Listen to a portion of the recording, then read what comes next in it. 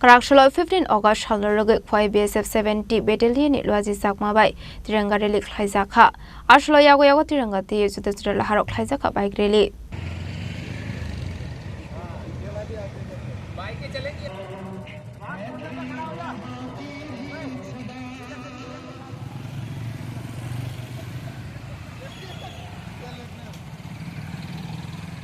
Salno rally Omanjaka officiating commandant KP BSF 70 Battalion Deputy Commandant Sulil Haro Abahikino Manjaka BSF came ने ते Bangkok officer rock independence day 79 independence day है हमारा तो हमारा इस पर हम लोग का गवर्नमेंट का प्रोग्राम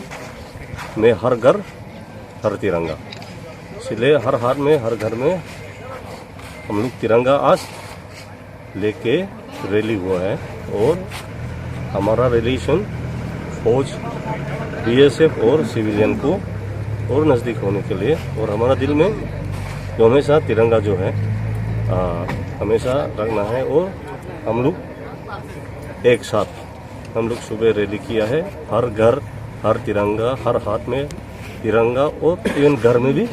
तिरंगा सब लगाना है तो इसमें हमारा क्लोज बॉन्डिंग होगा हमारा साथ और भी अच्छा व्यवहार होना चाहिए ठीक ना तो इसीलिए गवर्नमेंट का प्रोग्राम के हिसाब से हम लोग किया है और बहुत खुशी का बात है बहुत आदमी सिविलियन भी बहुत सपोर्ट कर रहा है और अच्छा है और भी करेंगे